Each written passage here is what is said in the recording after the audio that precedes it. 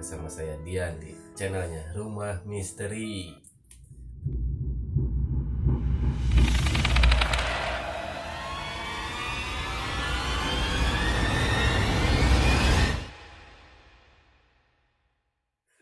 Kang itu seperti apa itu Kang? Jadi sampai Biar gimana ya? Jadi teman-teman di rumah juga masih penasaran mungkin ya dengan kelanjutan Kang Ari. Karena semakin seru, semakin menarik gitu. Ya. Bisa dilanjutkan? bisa. Jadi sampai di rumahnya si Wildan, Temannya Wildan temannya Wildan, yang bernama Lutfi itu. Ya, bernama Lutfi, temannya si Wildan. Nah, di sana kita cerita lagi. Kok malam-malam gini kesini ada apa bro? Mana sambil lari-lari gitu lagi? Lah, banyak ceritanya bro. Ntar saya ceritain deh semuanya. Ceritain lah. Sambil nongkrong ngopi gini, ngerokok kan. Di sana sama teman-temannya. Ada apaan? Si Wildan ceritain semuanya. Kita digangguin di kontrakan yang kita singgahin kemarin bro. Yang bener bro. Ya kayak cerita semuanya yang diceritain itu. Diceritain lah Kang Ya. Ari semuanya. Semuanya. Dan si Lutfi bilang gini, emang di sini ada yang murah gitu kontrakan segede itu gitu. Kan dilihatin juga apa tadi.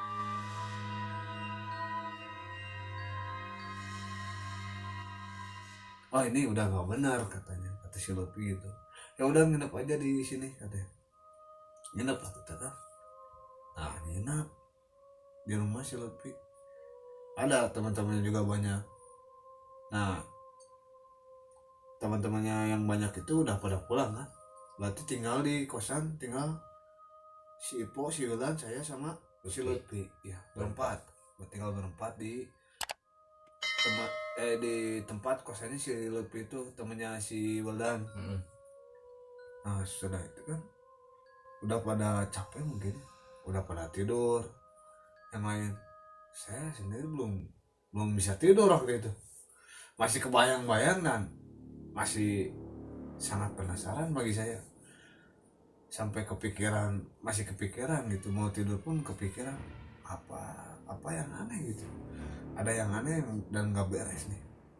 Nah sekitar pukul 2:30 itu, 2:30 saya mendengar ada suara gayung yang mandi itu, Ya yang mungkin mau ke salat mungkin atau gimana kan. Ya nggak tahu tuh mana ada kan kalau yang mandi jam segitu, mandi 2:30, coba bayangin siapa.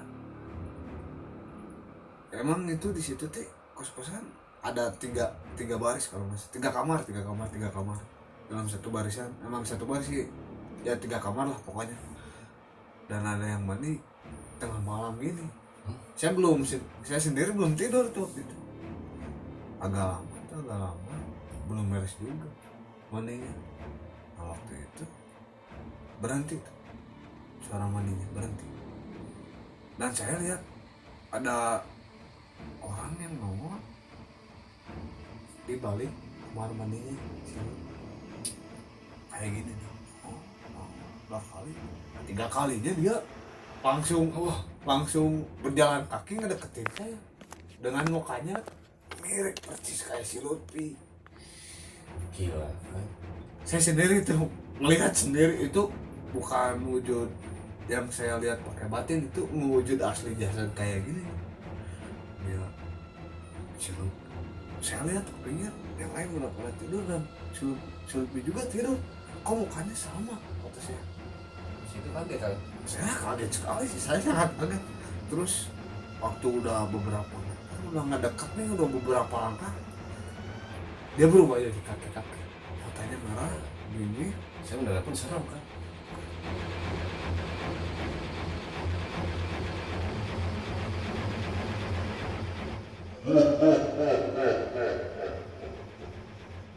Bangun maneh kadieu. Maneh rek jadi jawara.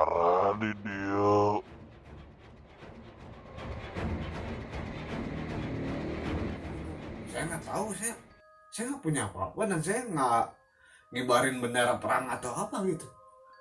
Kok ini siapa orang ini, kata saya. Nah saya udah nggak bisa tidur lagi tuh waktu itu. Udah shock, benar-benar shock. Udah ketama sama kosan ya, kontrakan sebelumnya di Ditambah. kosan si Lutfi juga. Saya nggak bisa tidur tuh sampai pagi. Dikira Kang pindah kosan itu atau nginep sementara Lebih itu nyaman. lebih nyaman, lebih tenang. Lebih mungkin ya. tenang, enggak. Ini malahan lebih parah. Lebih parah lagi ini. Nah, lanjutlah pagi-pagi kita kan langsung ganti baju buat kemeja buat pergi kerja kan. Pergi kerja, kita balik lagi ke kontrakan yang diteror itu, yang rumah sebelumnya, dan dari awal istirahat kita makan dulu tuh di pinggiran warteg di belakang rumahnya si Lutfi itu, di temannya si Belan itu. Nah, kan istirahat itu biasanya jam 12 ya kan? Biasanya duhur ya. Nah, sudah makan, saya sholat duhur. Pas waktu ke masjid itu, saya lihat ada makam yang dikeramatkan.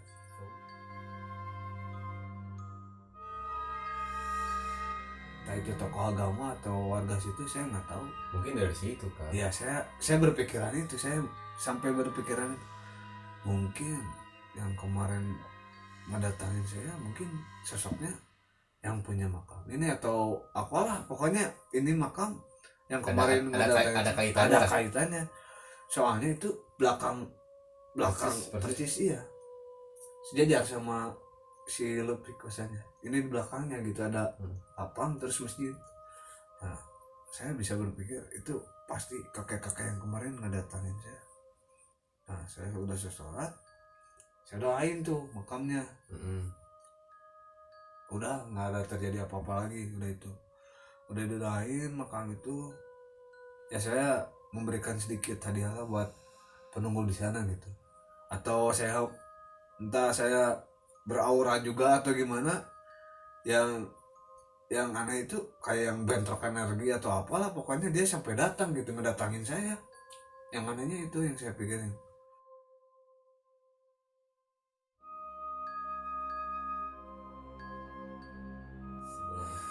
Sebelum lanjut lagi, alangkah baiknya untuk kalian yang belum subscribe, coba di subscribe dulu karena subscribe itu gratis. Bisa dilihat di bawah ini, subscribe ya, bantu kita untuk lebih berkembang lagi.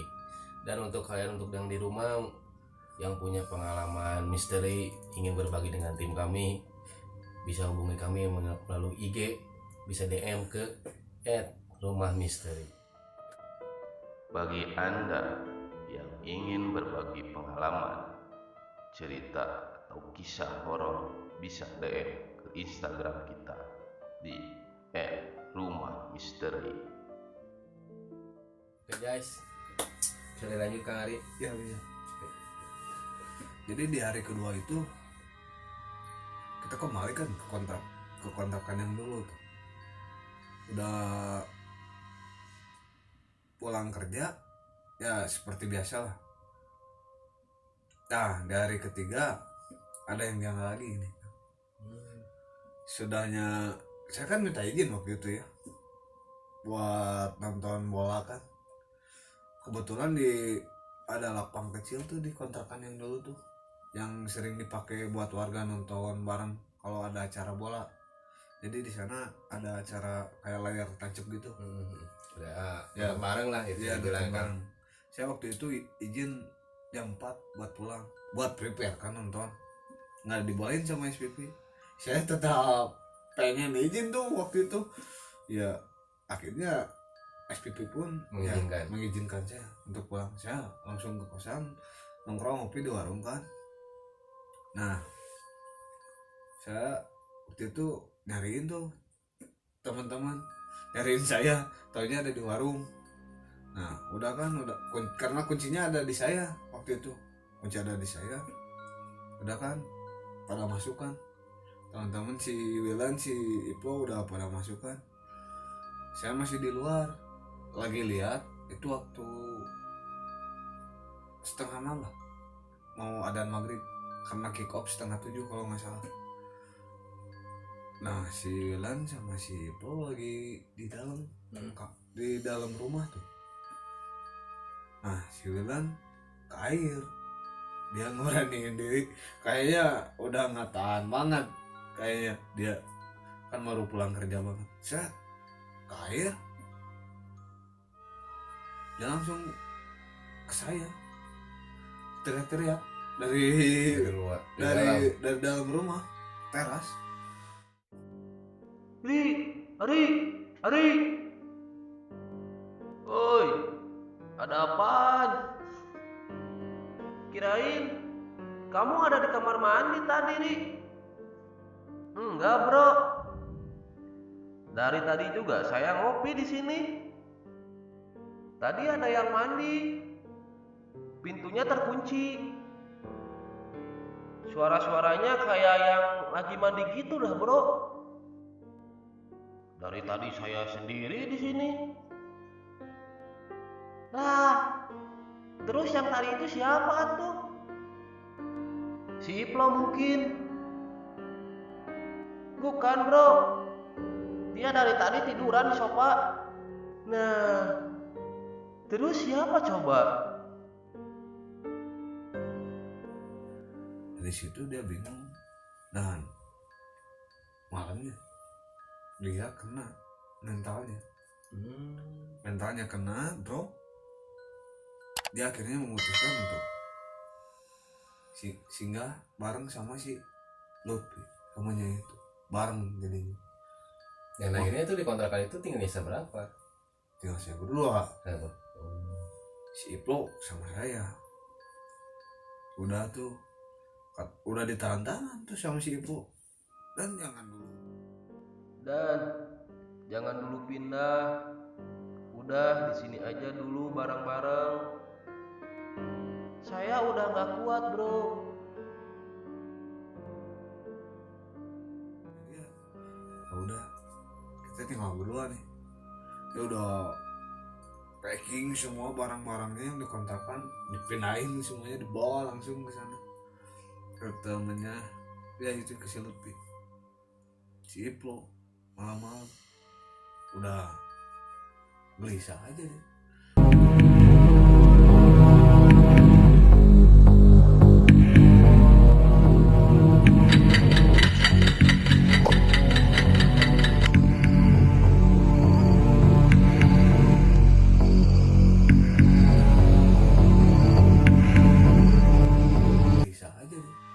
Itu baru jam berapa, jam 10 ya, udah gelisah, udah kepikiran kemana kepikiran udah aneh-aneh udah mungkin takut kan. ya udah takut ya.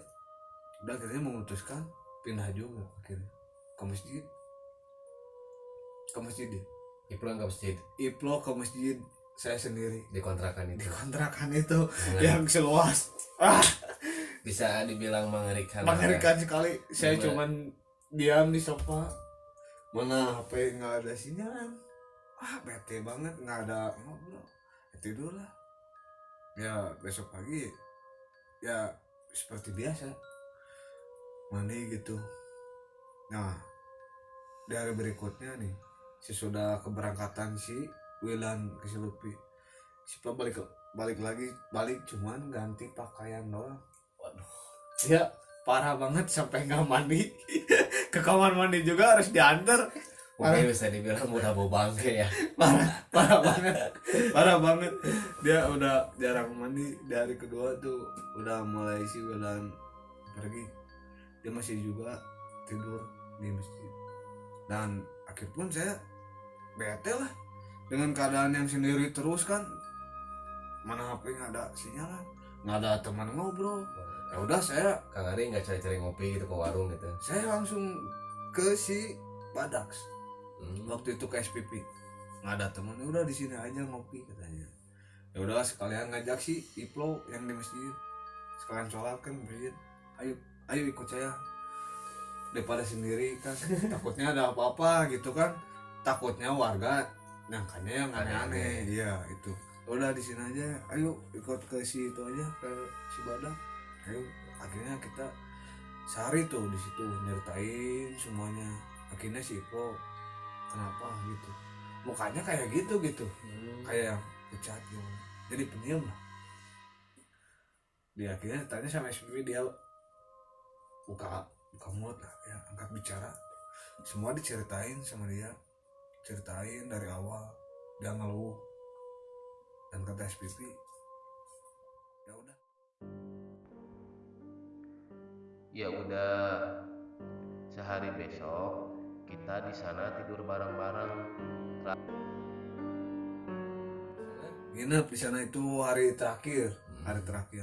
Hari terakhir tuh nginep sama si SPP bawa temennya tuh, katanya mau bisa, orang bisa. Ya udah, ternyata yang dia nggak bisa juga, dia takut. Bisa Karena- dibilang takut ya. Jadi di sana itu ada si Wilan juga, ada si Wilan itu komplit tuh, si Wilan, saya, si Flo, si Badak, SPP sama temannya berenam. Itu tidurnya di depan pintu luar gini aja, udah kayak teri asin gitu. Ikan pinang semua Bisa bisa gitu. Bisa dijual ke Ciroyo Iya. minta makan. Iya. Yang parahnya si Iplo, Al-Quran disimpan di deket kaki gini, disimpan di deket kaki. Sama saya dimarahin, itu bukan digituin Al-Quran, buat dibaca kata saya kan. Ya udah, akhirnya dia disimpan di deket kepalanya gitu pas waktu tidur. Dan itu nggak ada yang bisa tidur waktu itu, gelisah aja. Itu emang kayak beda alam aja kan, kayak di sini teh, kayak di hutan, kayak di mana, sepi banget pokoknya, tetesan air pun sampai kedengar gitu. Dan akhirnya SPP pun memutuskan untuk akhiri aja kontrakan ini, nyari yang baru. Dan saya punya solusi, udah kan si bapak punya kos-kosan yang kecil tuh, pindah aja Kecil aja lah. yang kecil aja, cuman beberapa meter lah, Ya bisa dibilang yang penting aman lah iya, gitu lah. sekitar 5 meteran lah, dari situlah 6 meter lah, Bisa lumayan dibilang, deket. bisa dibilang aman mungkin untuk Ya. kemarin, dan nggak diteror-teror lagi Teror lagi. sama makhluk gaib mungkin ya. Iya. Nah, akhirnya si Wilan pun dia dibujuk lah sama si Po sama saya. Ayo kita bareng lagi. Ya akhirnya dia mau, cuman barang-barangnya masih ada di sana sih. Mm-mm. Dia mau. Dia akhirnya bawa kasur tuh, dikasih dari bibinya baru. Wah, kasur baru nih. Nah, ambillah itu kasur.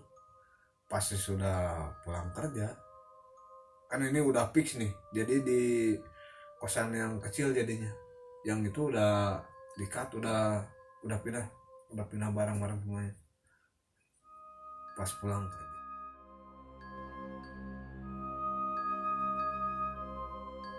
kerja, jadi kan kita bawa kasur tuh yang dikasih sama bibinya si Wildan, dikasih itu sama bibinya si Wildan. Terus kita kan biasanya kasur baru tuh suka diguling-guling kan sama si Ipo, si Wildan. Terus si Wildannya yang duluan, kok ini ada tulisan nama perempuan? Hah? Oh lu yang nulis? Bukan lu, ini kasur baru katanya. Enggak, lu yang suka bawa pulpen, saya kan suka bawa di sini nih. Mana pulpen saya juga hilang. Ya saling tuding lah di situ. Nggak ada. Dan dibaca lagi tulisnya, nanti.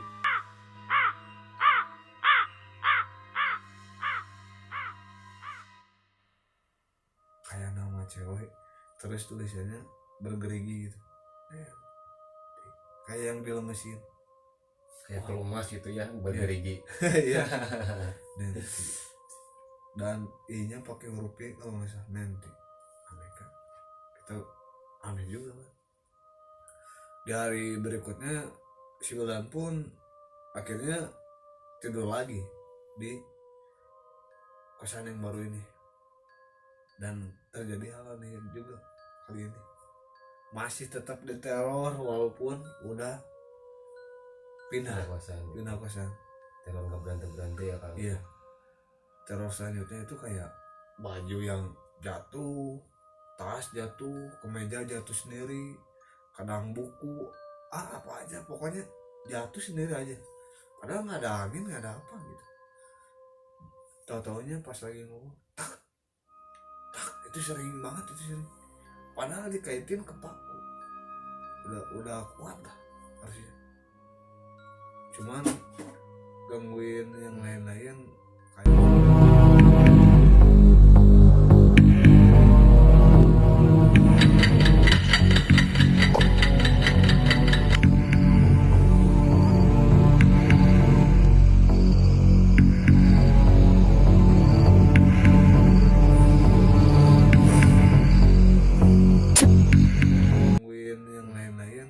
kayak suara ataupun jasadnya. Kalau auranya sih masih ada sih, kalau saya rasain masih ada, tetap ngikutin gitu. Nah di situ si Gelan nggak nyaman lagi, tahu masih diteror gitu, dia akhirnya balik lagi ke si Lutfi temennya. Nah di situ kita berdua sama si Iplo, cuman saya sama si Iplo berdua tuh yang nerusin kosan yang baru itu. Terus yang pada yang teman-teman akak yang lain pada kemana itu masih sendiri-sendiri. Si Badak sama SPP-nya masih tetap di sana. Cuman yang pindah itu ya si bilang pindah lagi ke sana ke si Lutfi.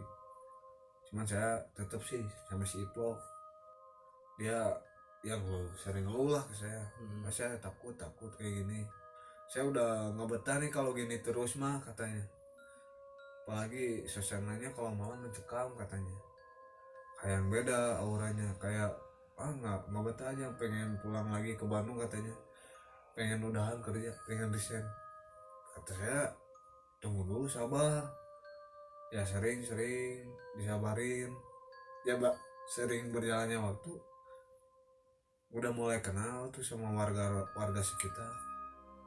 Saya iseng aja nanyain sama warung, saking penasarannya mungkin saking kan penasarannya, sambil berokok sambil ngopi-ngopi itu nanyain kenapa ya. Bu, saya mau nanya dong, kalau rumah itu angker, tempat yang saya singgahi. Iya dek, emang udah lama juga nggak ditempatin, hampir 2 tahun lebih lah. Sempat juga ada yang nempatin, tapi nggak lama, cuma 2 mingguan, pas bulan puasa aja dek.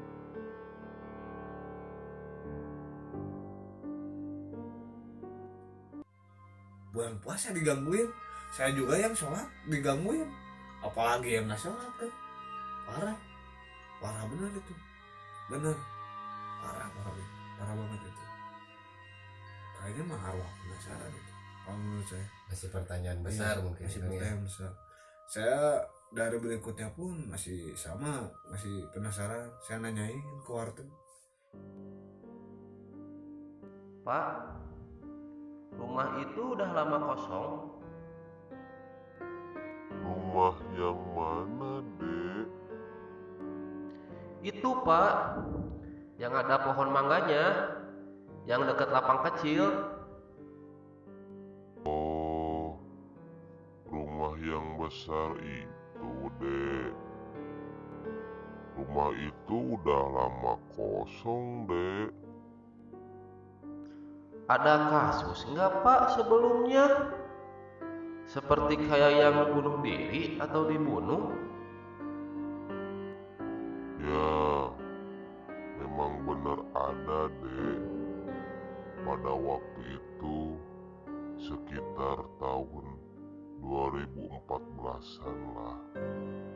Ada seorang perempuan yang dibunuh sama pacarnya. Kalau nggak salah, pacarnya itu orang Jakarta.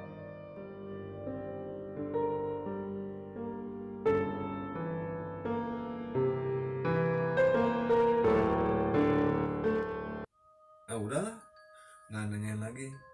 Terus saya sempat kenal tuh sama yang saudaranya si bapak itu, yang anak-anak ya masih seumuran lah sama kita gitu, sering minta rokok, ngopi lah di sana, sering ke sana. Akhirnya saya nanya ke dia, dia mungkin tahu lebih banyak soal itu. Saya bilang, si Pro ada waktu itu. Saya bilang,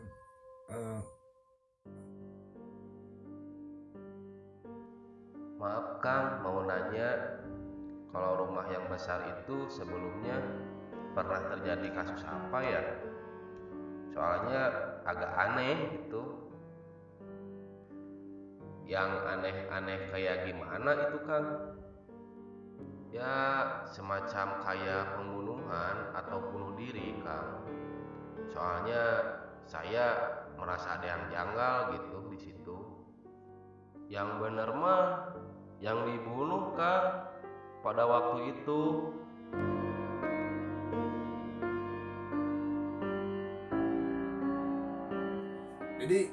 jadi benar apa yang kata dikata warteg yang tadi.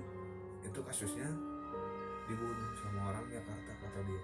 Si ceweknya cantik, orang Jawa, cantik katanya si ceweknya yang tinggal di sana. Jadi si bapak kosannya itu karena ada beberapa kamar, jadi kamar yang ada 3 kamar, kamar VIP itu yang terjadi kasus itu.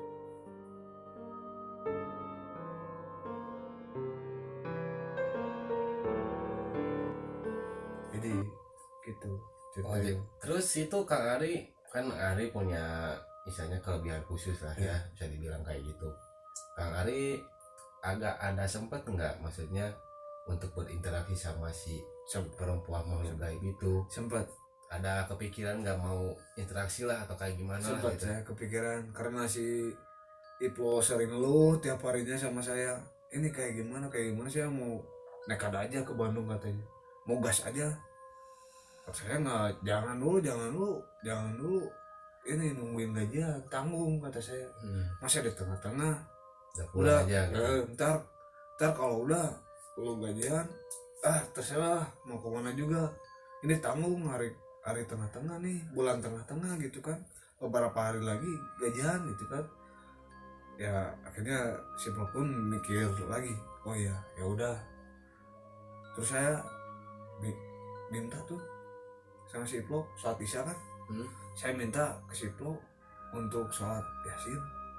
Saya minta udah sholat isya, kita yuk sholat berjamaah. Saya minta ya bacain yasin sama botol gitu lah, 1 botol sholat yasin, Al-Fatihah 7 kali sama Anas 7 kali. Saya sama minta setiap sudut di apa ya, dibasahin gitu ya, pakai air yang didahin tadi.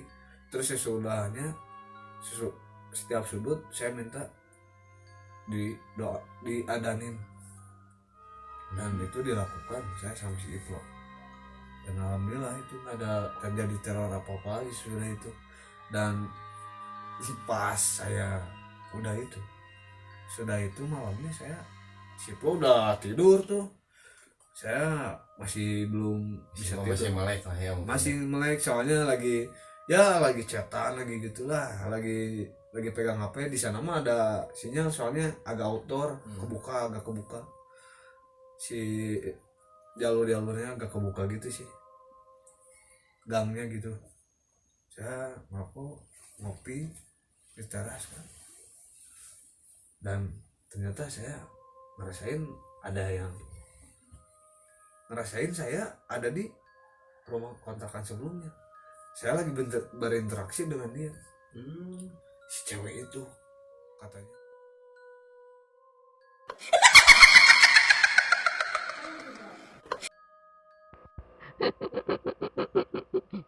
Saya ikut.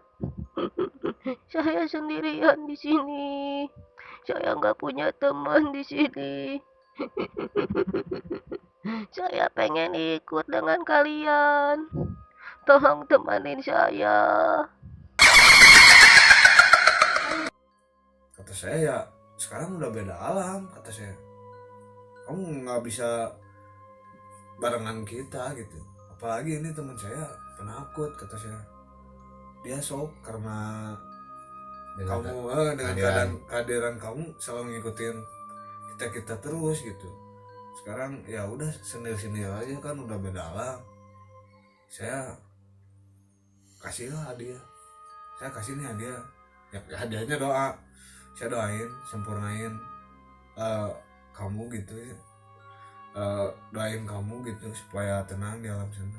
Ya alhamdulillah setelah beberapa hari kemudian sampai bulan ke depan si Plo jarang ngomong lagi. Dia bilang beberapa minggu ke depannya alhamdulillah sekarang bisa udah dibilang enjoy lah kan. udah enjoy alhamdulillah.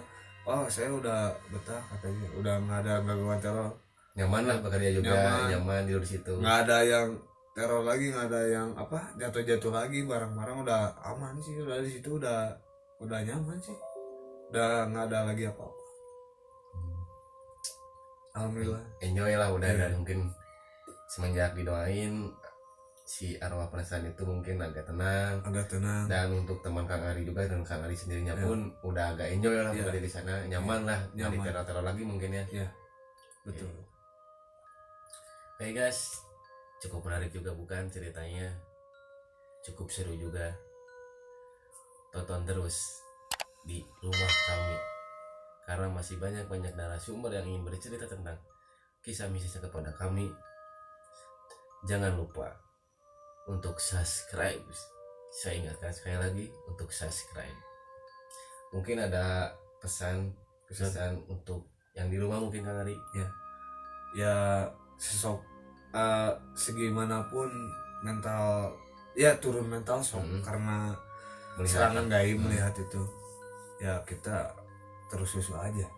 Kalaupun diganggu, yang itu yang saya saranin, kalau dimanapun anda berada teruslah ibadah lah yang musuh, walaupun digangguin sama makhluk-makhluk yang kasat mata yang kayak gitu, tetap ingat sama yang di atas, karena ciptaan itu makhluk hidup, makhluk gaib juga ciptaan yang di atas.